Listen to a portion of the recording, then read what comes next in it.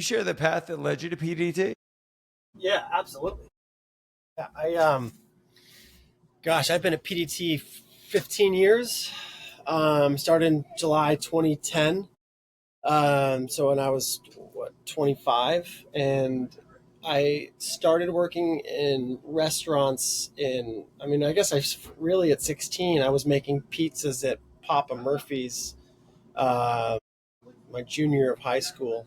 But really, I was always fascinated by restaurants, and I don't mean to slight my folks or anything, but I think it was like we didn't get to go to restaurants too often, and if we did, it was like a supremely special occasion, and so there was something so aspirational about it, and something that drew me towards them. And then I just always loved being in a restaurant and dining, and so I worked in after making pizzas, I started, washing dishes and bussing tables like my freshman year of college at Red Robin in Bellingham, Washington.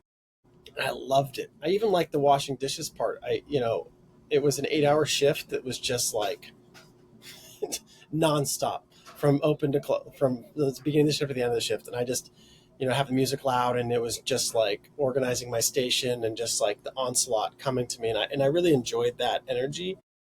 And then I started, bussing tables and waiting tables, and I did that for a few years.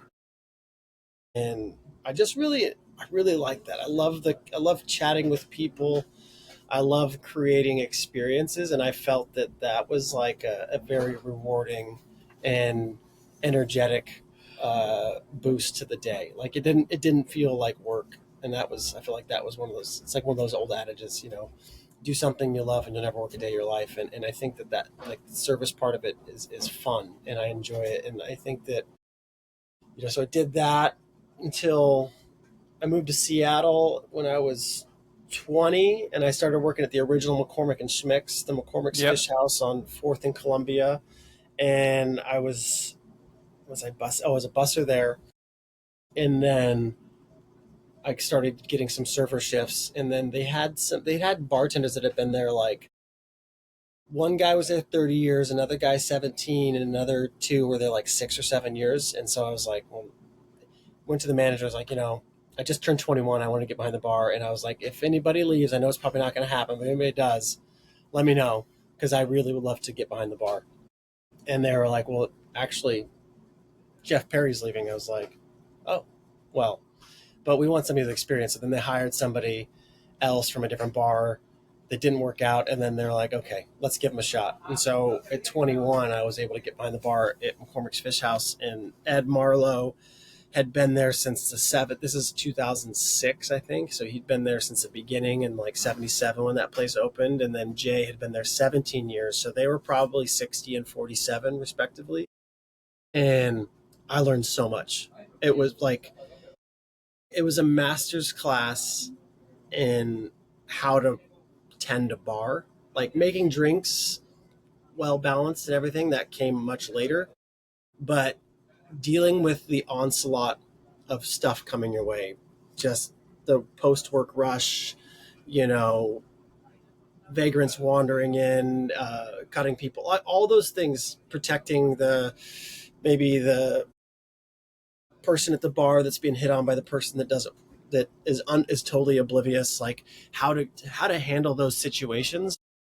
So I learned a lot there, and I also learned like I drank a lot back then too, so 21 years old, and I started to realize there was a part of bartending that was beautiful and sad at the same time, because alcohol, it's a depressant, but I feel like it's an amplifier, and it's like whatever mood you're in, it just takes it to another level. So if you're celebrating, you're like on a high, and if you're having a hard time, it may be a spike, but it drops you. So you kind of see the best and worst of humanity. So it's alcohol is just a funny thing. It just takes things to the extreme. People can bond so quickly because they've lost all of their protective armor and they feel vulnerable and they can connect. And so it's kind of like it can be a fast track therapy to connect with another human, or it can create puffery and work you closed off. Like it's a very interesting thing to see how it interacts with people.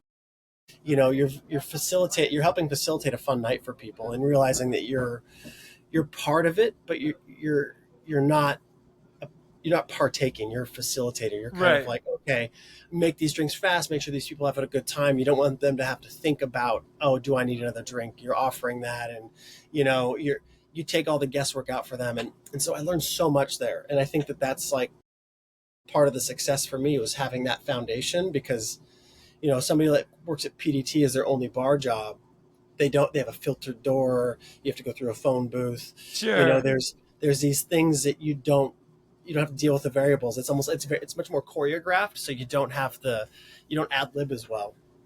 And so I did McCormick and Schmick's, or McCormick's Fish House, for 4 years, I think, until '09.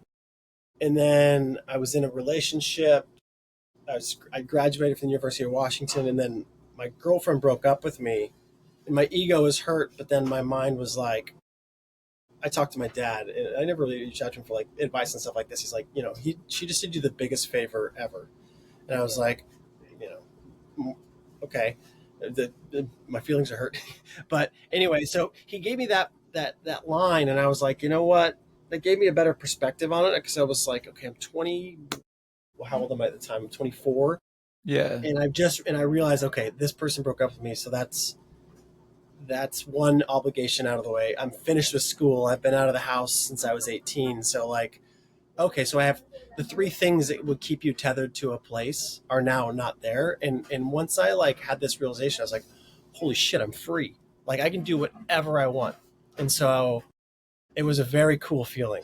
And I think that that's important for young people to have that moment of not having uh, an obligation anywhere, so you can kind of like strike out on your own and stumble and learn who you really are, and get out of your comfort zone and stress and struggle and find out what you're made of. And I think that sometimes you have these like safety nets where you stay home in the same town you're from, you marry the high schools.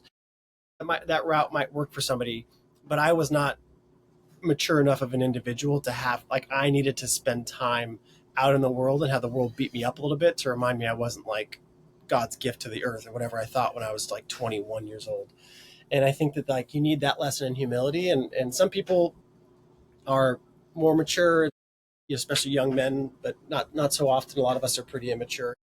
So I needed that, and then I was like, well, I'm going to go to New York because it's like the greatest city in the world because it's New York. And I'd been once or twice.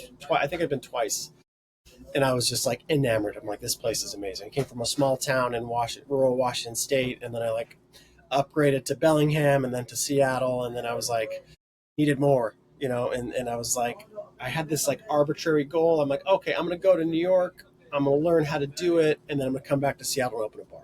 That was Dude, like that my was my target. plan. That was my plan. My plan was I was born and raised in Baton Rouge, Louisiana. I was going to go to Los Angeles. I was going to find a fucking banger idea.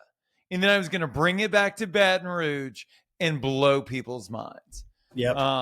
But then you spend enough time in Los Angeles and you're like, I don't think I would go back to Baton Rouge. I think I like it. It's nice, and I think that I found that it's good to set a goal that has, maybe it could be arbitrary or not, but like it gives you like, it's like you're putting in Google Maps, like I'm going to this city or this whatever destination, but I might see something along the way that's Sure. cool, but at least it gives you a path to go forward. But you don't want to set that goal as like the thing that make or breaks or defines you, because you don't know who you're going to be in 5-10 years and how you're going to evolve, the people you're going to meet, and the opportunities that arise. And you have to realize that life itself, space and time, is evolving the same way a human does. So it's like New York City is a different place than it was 15 years ago and 25 years ago. In Seattle, like I don't even recognize it when I go back. And it's like to leave and then go back to Seattle with an idea, it seems a bit like immature, because you're like, okay, well, you have a sense memory of what Seattle was like when you left in 2009. So to come back in 2019 and open something, you're out of touch. So it's kind of like, unless I would go back and forth, but I opted in my free time to try to travel the world, and also, had started a family in 2015. So I put a lot of energy into, raising our daughter, being a good husband, all that kind of stuff. Like, became the number one priority, and so your motivations change a little bit. Moved to New York. I went on a huge tangent there, Josh. Sorry, but yeah. So I moved to New York at '09. I effectively transferred to the McCormick and Schmicks in Midtown. They've since closed, so I can say it was weird. I expected everything to be better in New York.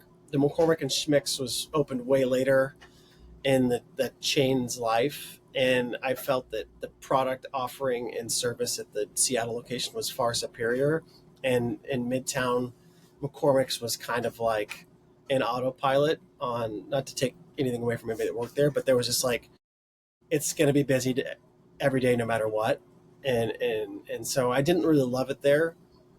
And I got a job at Michelin in early 2010.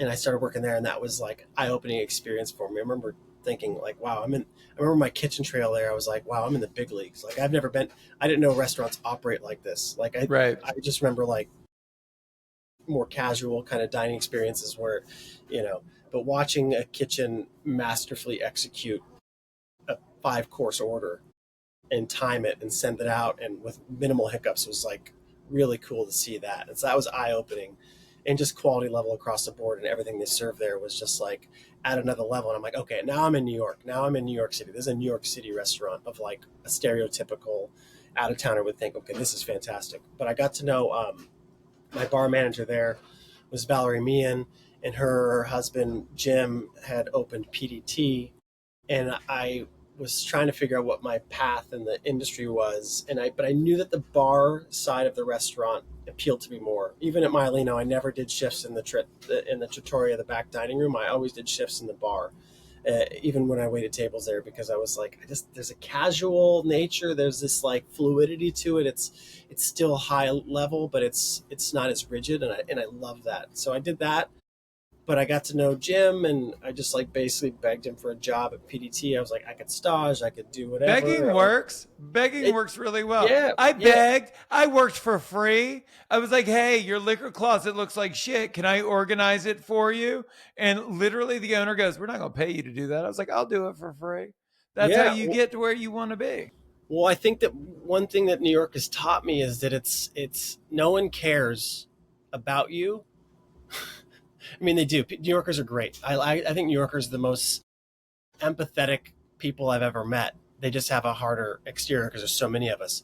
But I think that people really want you around if you have something to bring to the table. And if you're going to help, if it's like a dinner party, they want somebody at the dinner party that is like, quote Larry David, like to be a good middler, like somebody that's going to facilitate a conversation. And so one thing I love about New York is I could be at a gathering of people that are wildly successful in very different ways, and I could still have something to bring to the table because I'm very good at the thing I do. And so I think New York is very good about respecting that ability of people when you're good at something and being like invited to the table. And I think that that's really great. And also it's like selfishly, people want people around that are going to positively impact them. The same with like your friends. Like you're not going to have a friend that's an energy suck or a wet blanket. You're going to have a friend that's like uplifting and cares what you have to say. And you're going to, there's a give and take. And it's like, I'm going to give this person free work if they're going to give me education or opportunity or a chance at something. And having this like symbiotic relationship within the city, I think has really helped. Like that, you have to have that mindset of like, okay, I don't have any experience, so what can I bring to the table? Well, I can help you organize your liquor, like you said. There's like things you can figure out what the things are you can offer, because no one wants to just give away money. Nobody's like trying to no one's so altruistic. There's like, oh, I'm going to give that person right there an opportunity. Right. That person doesn't know shit. I'm going to put them in front of my bar and I hope they do well. Like most people aren't willing to make the investment. I agree. Yeah.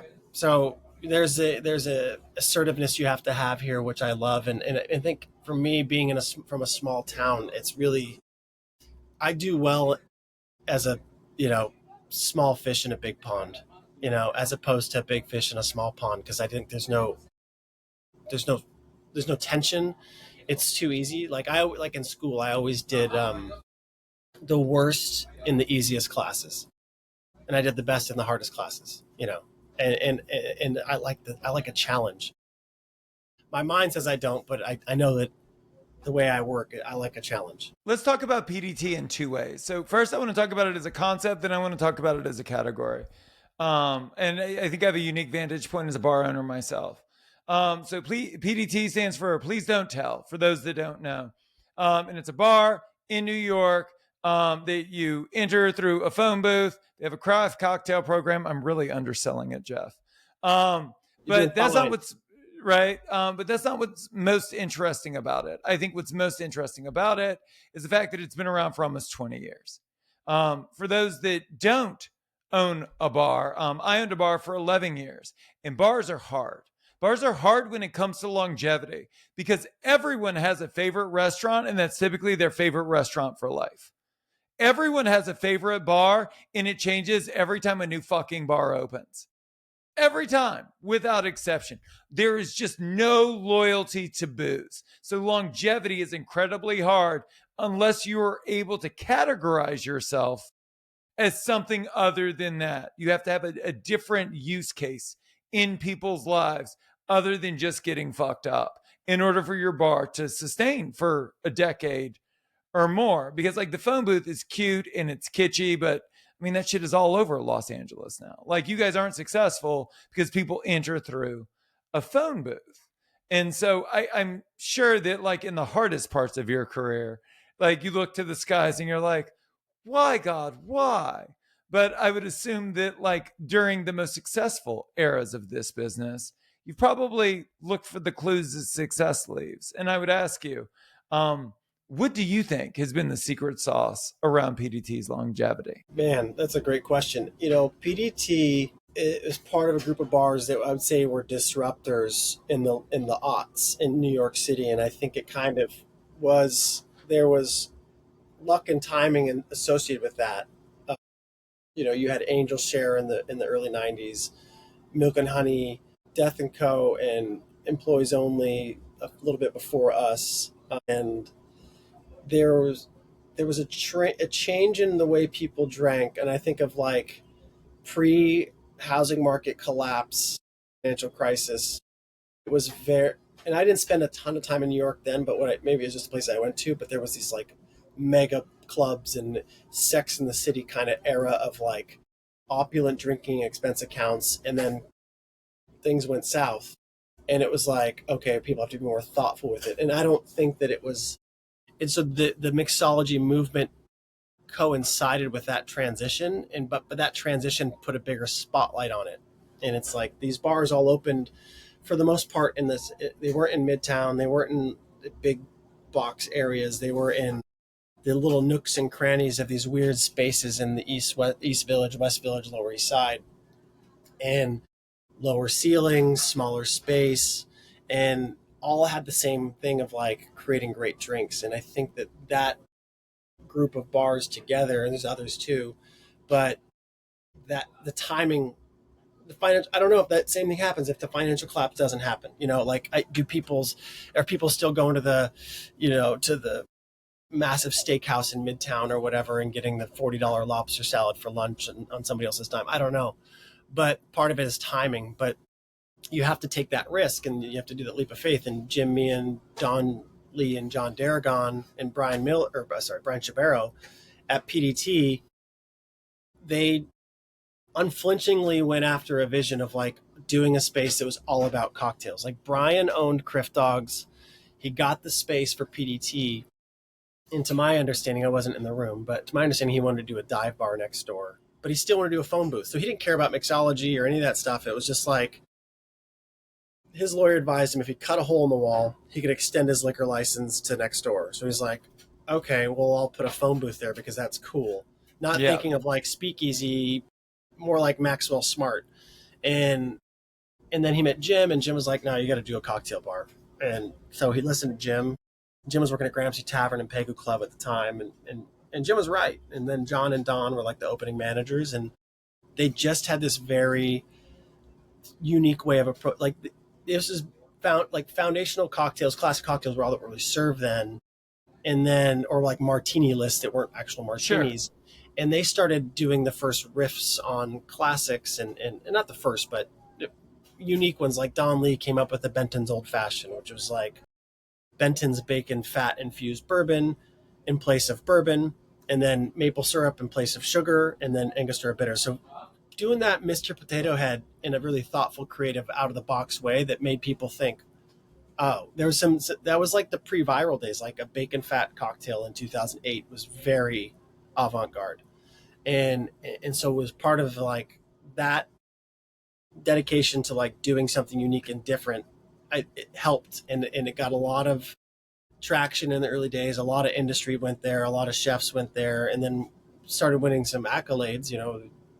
World's Best Bar from Tales of the Cocktail, World's Best Bar from World's 50 Best, 2012 the James Beard Award for Outstanding Bar Program. So a lot of those things are really helpful for business, and because they start getting you in like the searches for people, like, where to drink in New York. Oh, this is the best bar. I got to go here. So I think a firm, like a tethered point of view of this like PDT style of cocktail making and service, mixed with the recognition, which helps, and then like staying the course. So you're reliable for your neighbors. You're that place that's kind of unique to bring your friends when they're from out of town, and then tourists want to come. So if you can get all three of those, like, it helps. But PDT is also a small bar. It's 40 seats. So it's easy to maintain a vibe in a 40 seat bar. When it's a 100 seat bar, if you're, 25% full, it's going to feel dead. But in a 40 seat bar, you can still have a little bit of energy in there, and people still want to keep on coming in, because people, I find, have they might not know it, maybe it's subconscious, but they have a need to be around other people, even if New York is very energetic. Close. It's energetic. My bar was 900 usable square feet. In total, it was like 1,428. But in terms of what people saw, it was like 900 square feet. And like, you put 20 people in there and you'd end up with 200. You needed to be able to create the energy out the gate. When you look at the audience today, like the people that are patronizing the bar, there are a couple of different things that happen with bars. What happened with mine was, over the course of 11 years, I got 11 years older, and the crowd was the same age. Yeah, It Matthew was McConaughey. it was. Yeah, it was, I am progressively aging out of this thing that I had built for myself. It was a bunch of young kids in their mid 20s. And the reason is because of like the intention behind the bar. I was a transplant, just like you were a transplant, small town to big city. And what I struggled with more than anything else was loneliness. And what I missed about back home was that, like, you could go to a bar by yourself and the bartender would make friends with you. The bartender would introduce you to other people.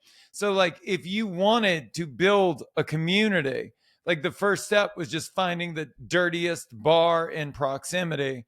And then it just kind of solves itself with frequency. And so, because that was the specific job that my bar held, as you built community over time, we served you well, and then you would eventually age out. So when you look at PDT and you look at the crowd at PDT, is everybody still a mid-30s professional, or are they aging alongside you? It's funny. PDT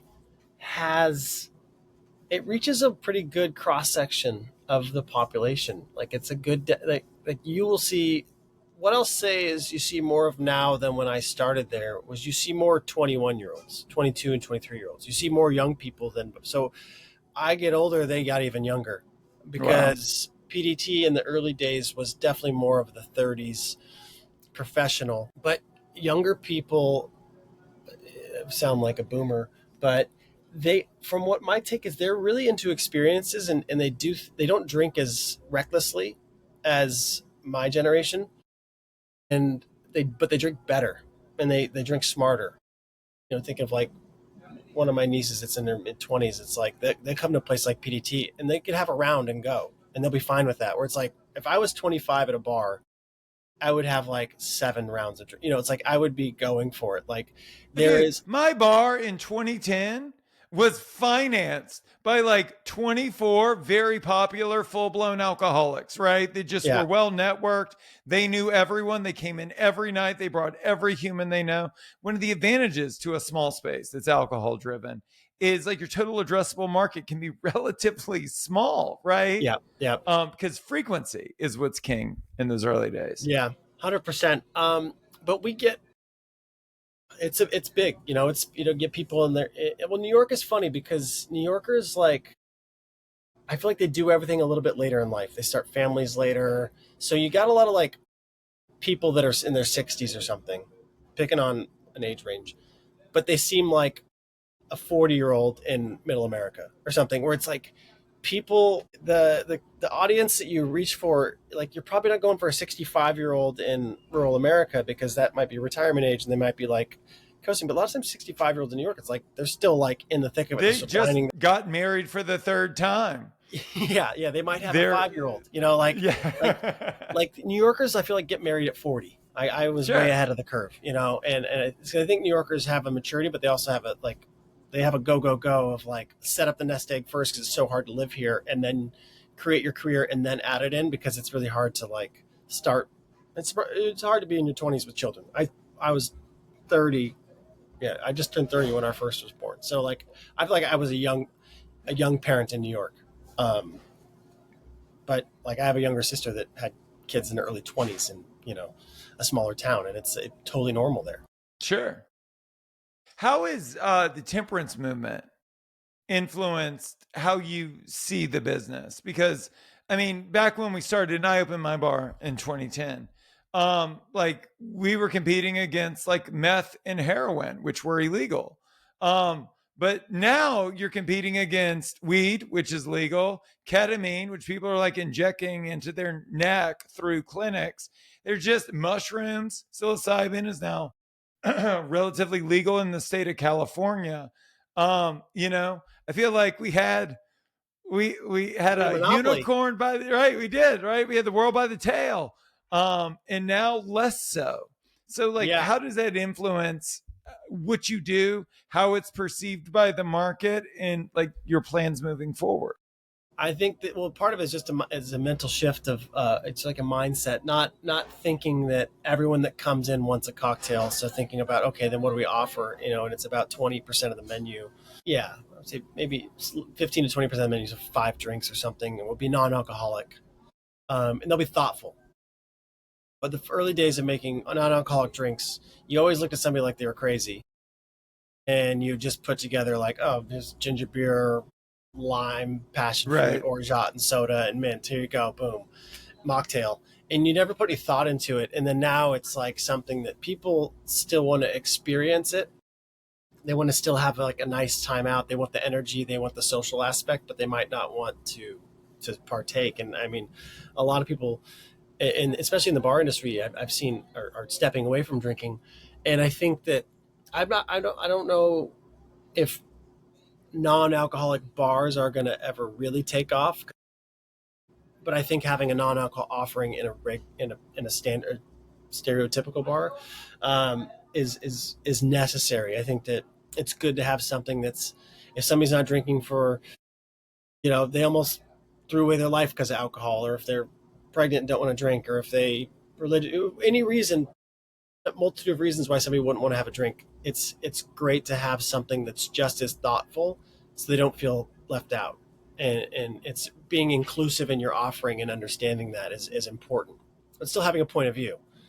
I think that the NA bar is the problem with that, is that it, not that you need to include somebody to drink, but if you don't have a liquor license, there's still a good amount of people that want to go out and have a drink and do it responsibly. So I hope that some of those places do well. I just don't know. I would be concerned because it's hard. I think selling alcohol and coffee are it's helpful. People really like to have those, so they like to have multiple a day when they do. It's like, I don't think a lot of people have 3 coffees in a day. I don't think a lot of people have 3 Coca-Colas in a day. No, I agree with you. How has it impacted the business itself? I mean, what a lot of people are seeing is they're seeing a decline in frequency, lower per customer average spends. I mean, is that how you guys are trending? Are you working to offset it? Or are you insulated from it? We're still we're still doing fine. We haven't seen a dip. We're still doing, we're on pace like to grow. So Is that skill or luck, Jeff? Like, are you guys marketing aggressively, or were you born I don't under a know. good sign? The skill and luck thing, I always like to say it's 99% luck. you know, Going back Same. from day one of your life, like there's a toolkit that you were provided. And if you were lucky enough to get that, then you made something out of it. So I think that at PDT, I try to like remember that I came into a job that was already busy, had a great recognition. And so I felt like in my bar career, I'm kind of like born on third. So I try not to have the mentality that I just like hit a triple. I try to think like, oh, I was a pinch runner and I got advanced to third base. So I'm grateful for the position that I'm in. And so I think for me, I've worked really hard and I have a great vision. I'm a visionary. I'm really good at what I do, but I've also been dealt a great hand. So I got to say it's more luck than skill. But I don't take, but that 1% skill or whatever minute small number is extremely important because you have to, as long as your eyes are like, if you get the good hand, you have to know what you're looking for. It's like, Well, it's I, also a different worldview, is it not? I mean, look, I managed a bunch of businesses for a bunch of other people before I became an owner. And I was like, well, if I can do this, I can do that. It's basically the same. And then when I became an owner, I was like, oh, fuck, it's not. It's not the same at all. It's actually very, very different. Um, and so I would ask you, when you went from a leader within the organization to the owner of the organization, how did you have to change and stretch and evolve to meet the new needs of that role? what I found is that I became an owner of the business in 2020, and we closed for a year between March 2020 and May 2021, so what, almost 14 months. And there was a massive reckoning. And I think that there was a lot of inertia of the way the service industry operated and what I came up in a very abusive. I was treated like shit. Like I remember like having like literally going to cry in a walk-in because people would be like berating me, like coworkers, like just belittling you. Like it was a very abusive situation. Chefs would be yelling. Like I'm not like a total softy. Like I can handle I can take the heat, but it the culture was bad, and I think that there was a lot of inertia behind that. And then going into the pandemic, there was a big reckoning, and on the other side, it became like this trauma stops with me, you know, which not that I'm like, I wish I could be a bad boss, but it's like I was treated like crap from above, and now I got to take the crap from the team that worked for me because I'm here for them. So it's like, I felt like before I worked for ownership and now I feel like I work for the team. You And do. I don't think that the ownership in the past ever thought that they worked for the people that they Sure. employed. And I think I do because I am like I get emails and texts and calls and I feel like a customer service representative. I'm like, okay, pause. Don't take this personally. How do you how do you, how do you fix this situation? Like, and so that's the big thing for me, but I think it helped that I'm a parent. I learned a lot. I think you learn a lot of humility. Start when your heart lives outside of you. I think you have a better understanding. I haven't had a drink in a few years, 2.5 years, and I think that helps too, of really focusing on priorities because serving myself less helps me serve other people better, which also makes me feel Sure. better.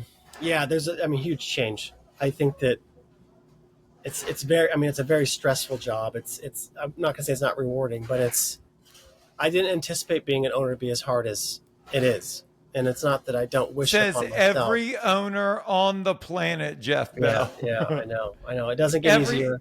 Dude, every new venture starts with I'm sure it'll be easy. How hard could it possibly be? I'm sure this will take no time, right? I'm sure it will cost less than I think that it does, and yet we keep doing these things. Yeah, Which leads to my next question about patience. So like we know all of the same people. So like when you look at your career and you look at PDT and you look at this amazing brand and now you're at the helm and you own the thing, um, patience becomes really difficult, right? The only thing I ever wanted to do in the world was own a bar. The only thing I wanted to do after I owned a bar was own two. Um, because like there's this impetus in all of us to grow, right? We're ambitious. And then you look at your contemporaries and you see them growing, right? Like you look at what Jack is doing with Dead Rabbit, or what Alex and Dave are doing with Death and Co. And you think, and you do, like, my brand's as good as their brand. Like, I can fucking do that. I'll open in Denver. I'll open in Los Angeles. I can do these things. How hard could it possibly be? Because the hardest part is brand, it's reputation. Then everything else is like money and people, right? But you didn't. You haven't raced to scale, and you've chosen to, even in growing, which I want to talk about. You've chosen to protect the sovereignty of PDT. Talk to me about that, like the patience, your perspective on growth, and why it's so important to you that at least at this stage, PDT is a one of one. Yeah, well, I think it's a great question. And I think that, I mean, Dave, Alex, and Jack are just like incredibly smart, talented. I would say all smarter than me. It just like I have the utmost respect for them, and what they're all their growth. Like I can't really wrap my head around it because it's not dizzying. It's just I know how much work it is. So like I'm really impressed with what they're doing. You know, we had a PDT in Hong Kong for 7 years. And that to me, it still feels like PDT New York is a one of one because Hong Kong's 10,000 miles away. Right. It's basically like the western and eastern pole of the country, if there were poles in the east and west, right? Like I felt like when we opened PDT Hong Kong in 2018, it felt like Hong Kong was the capital of Asia and New York was the capital of like, you know, the Americas. And it felt like a really appropriate partnership. And we did it with the Mandarin Oriental, and we had a great run.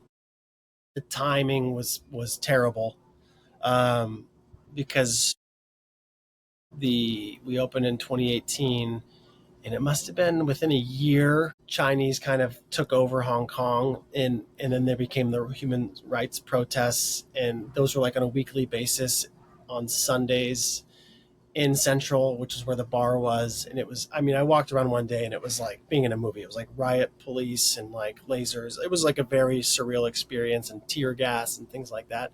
And that really messed with like the dining scene there.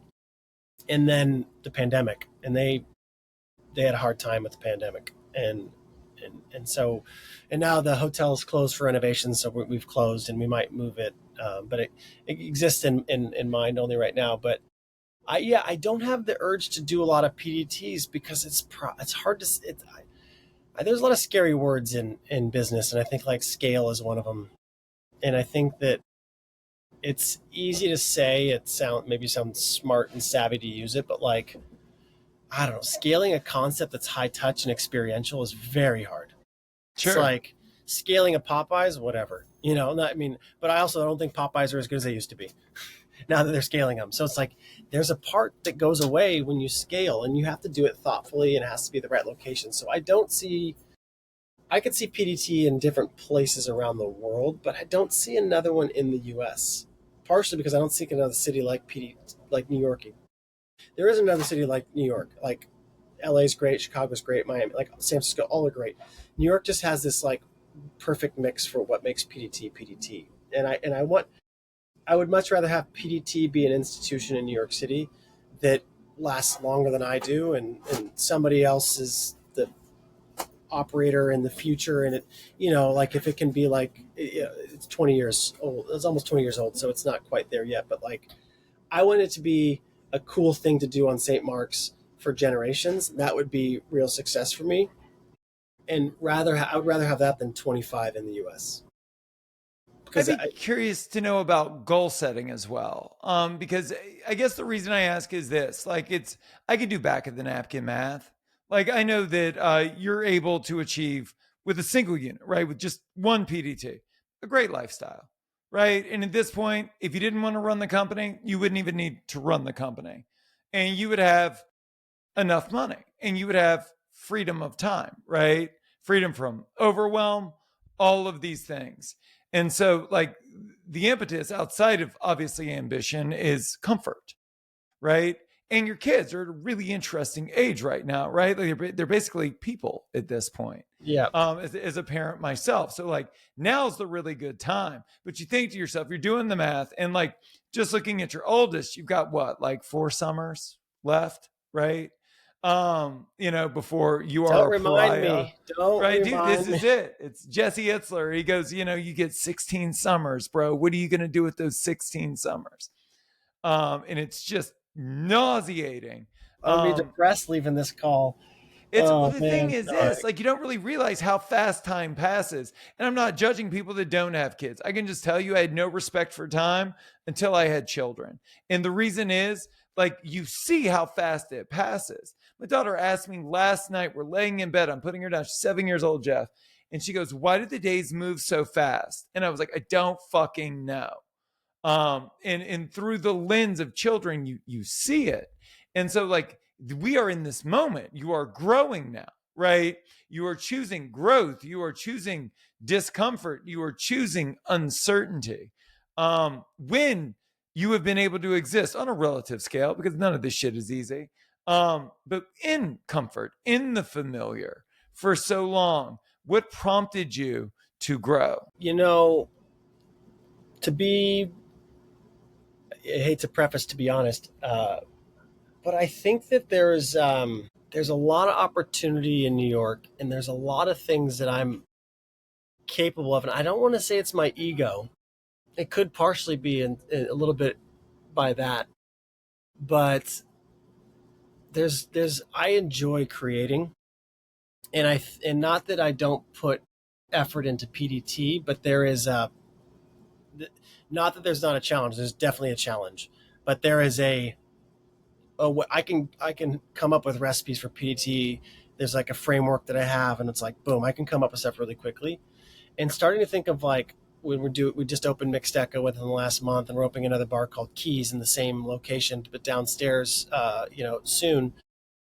And those projects are really making me like my mind turn on and like thinking about things differently. So it's like it's finding like having patience without complacency and welcoming a challenge. So I'm doing it in a way that I want to set up my family. I mean, I'm a stereotypical bartender, terrible at savings, right? Like, you make $300 a night. Well, that means I have a $300 in my pocket that I can go to the bar across the street. Let's see, bartenders, like, you spend it faster than you earn it. And so, a lot of my 20s were like that. So for now, it's like, okay, as long as I feel comfortable, happy, and enjoy what I'm doing, growth works. The second I'm not, it doesn't. But I think that and also like at Mixteca, I've empowered and brought in Victor Lopez, that I worked with for 15 years at PDT, to come in as a partner, and he's in charge of the bar programming. So I'm able to just grow a little bit, but also have somebody else kind of be the face of it, do a lot of the thinking, because there's like a bandwidth. The creative bandwidth, you can't do 7 things at once. It's like writing. It's like you write a bunch of term papers in the same night for different classes. It's not possible. Your mind, you have to silo it.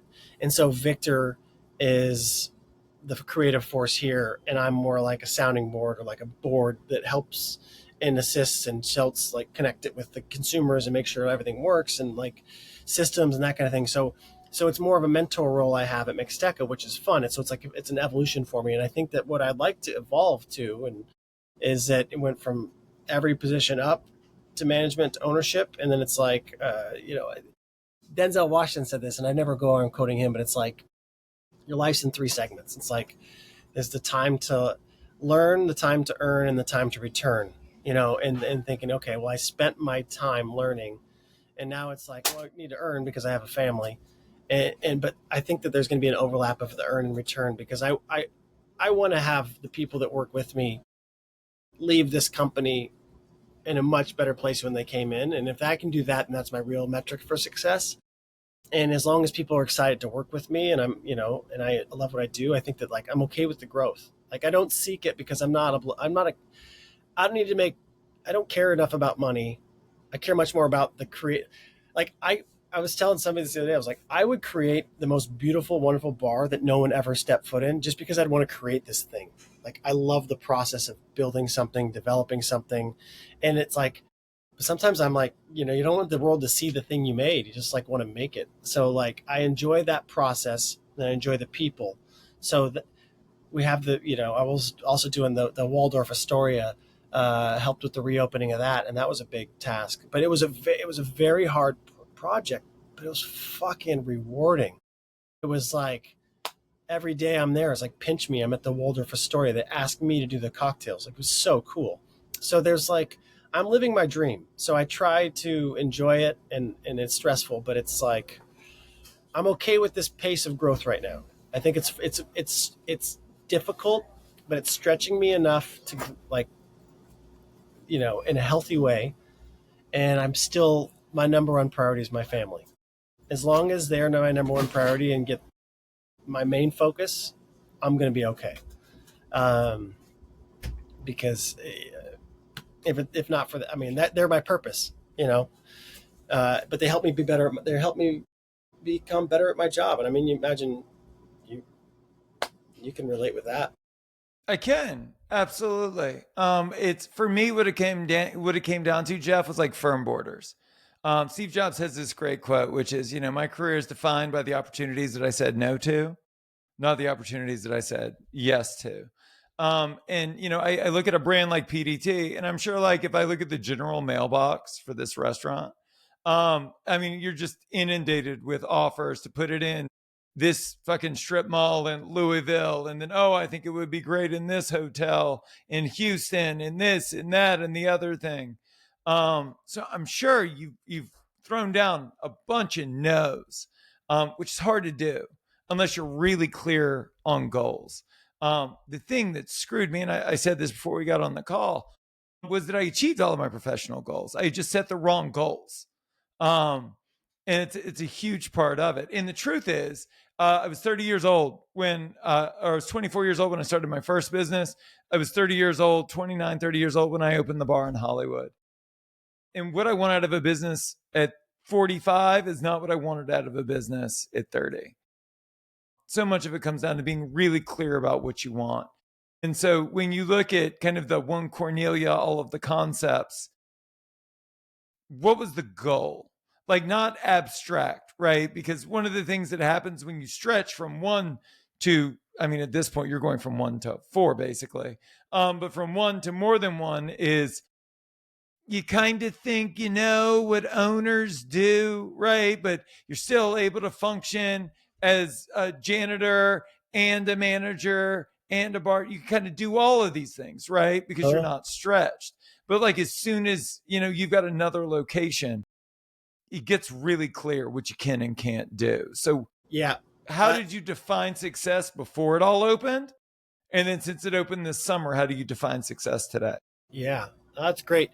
I think that why One Cornelia and why 3 concepts under one roof is because I like to think, wow, that's cool. Or I would love to go there. And also thinking of, like, I wanted to do something with Victor in the agave space, but we need food. And I became friends with Victor and Joy, Victor Delgado, there's 2 Victors here, Victor Lopez and Delgado. There are. So Victor Delgado and Joy, Jorge Alvarez, Joy Tostado is alter ego. I became friends with them at Coachella. We kind of did a collaboration one year. Because they're there too, yeah. Yeah, they're there. And I was just like, I was a fanboy because I'm like, these tacos are so good. They're great. And then we did a collaboration there, and I was like, you work in the trenches with somebody for 12, 13 hours a day for 9 days. Coachella 2 weekends and Stagecoach, it's like you get to know somebody. And I could tell early on, I'm like, these guys are amazing at what they do, but they're great humans. I'm connecting with them, and I'm like, let's do something in New York. And I think that they were like, oh yeah, okay, sure. But I was dead serious. I'm like, I'm not kidding. I'll figure out, like, my wife says I'm a manifesting generator, but I was like, yeah, no, you guys are coming. Like, I have an idea. This will be great. You guys should come. And then, fast forward, 2 years later or something, and then find a space that makes sense. And that's what excites me about this project, is like that Tacos 1986 being involved. My guy, Victor Lopez, that he's like family for 15 years, is involved. And that gives me, and I've just, like, one of our top maitre d's from PDT, Jamie, came over, and she's just like excelling in service. And I feel so comfortable with the team that works here. Our GM's great, Joel, my director of ops. Like they're really like, I can step back a little bit, and they can, and I can not be here on a night and know that they're going to do a great job because I have that faith and trust in them. And then we got the, Keys opening soon, and that's going to be more of the bar that's about me, and like I feel like it's mirroring my progression and maturity in life, and how of cocktail making, of like refined skill, less is more, more is oftentimes less kind of a mindset of like thoughtful, precise, high quality ingredients, like fine drinking in New York. Because it's like I have 3 kids, don't go out so much. If I want to go, I want to have a really nice time. And so maybe I'm doing a little bit for myself, but I know I'm not alone, that I want to have something that's not super fussy but super thoughtful and well done. And that's what Keys will be. So it also, 3 concepts just makes more sense than having 3,000 square feet of one concept. Very difficult to keep that full. So, we're still in the process. So I can't tell you it's a smashing success because we have more work to do. But the early stages are good, and but it's the stress is exponential. Oh, 100%. I've got one last question for you. What should we steal from you? So, you look at this success that you've experienced, and, you've been exposed to success across all of these different things. And then you've also seen what longevity looks like. And what I think is super interesting is that generally the advice we give to others is not the thing that we did. Like, it's when I transitioned from being a restaurateur into a coach and consultant. Most of the advice that I gave in the early days, it wasn't what I had actually done. It was like my take, as opposed to just saying, well, this is what I did and this was the result. And so, like, when you take inventory, right, now that you're leading a larger team in a new business and you've done consulting work, like, what are the qualities, what are the tactics, the tools, the strategies that have served you well that we could internalize and enjoy the benefit of ourselves? Yeah, I think because this is like I get your point. It's like a post-mortem, but It you're still is. alive on your career, and things that there's always on a podcast, they always ask like, what advice would you give your younger version of yourself? And I don't like that question because I wouldn't tell myself anything. I would let him fall, fail, and figure it out because I like where I'm at, and I wouldn't want anything like butterfly effect. I wouldn't want one thing to change anything about the rest of it. So, but I think that like advice to a young bartender or somebody in the industry is like the things that I found that work best for me is like finding that balance of you want to be, you got to be a social, you got to go out and go to the events, go to the bars. There's a reciprocity to it. I probably drank too much, but I went to Death and Co. and to EO. I went to every bar. I worked 4 nights. I went out 3 nights, and I started kind of building that and building these friendships. And it wasn't building for the sake of building them. It was like genuine, alcohol fueled, but connection with people, and starting and being consistent in what I did. It's like I was at PDT these 4 days. I wasn't switching jobs and in this. Like I got fortunate that I got landed a job like PDT. So sometimes you have to kind of find the place that's right for you. But I think the most important thing for me was this is Jamie that I referenced earlier, making a cameo. Hi. She's the star. The key for me was like the patience and the sorry, we're just opening. You're good. Patience and finding something to kind of build alongside. I think that there's a way to look at, you can have ownership of a place without being an owner, and it's like you do that by investing your time and energy into it. And what I did that with PDT. I was always like, oh yeah, I'm at PDT. Come see me at PDT. And like putting my energy into PDT where I could have been like, go off and be a consultant.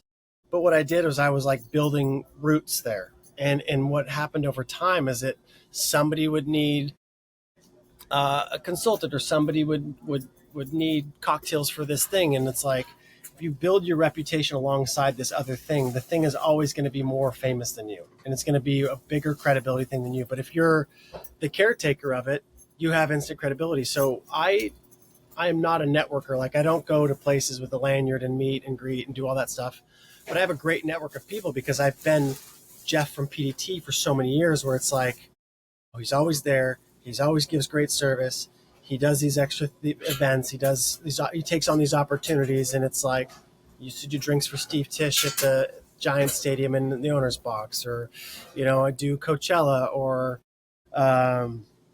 different music festivals, Googa Mooga or Bonnaroo or Golf Ball, and you do those, but you find that there's a lot of attrition, but some people that rise to power in their respective fields in PR and liquor brands and whatever, they kind of start becoming out of touch. And if you stay put, you kind of stay in the Rolodex.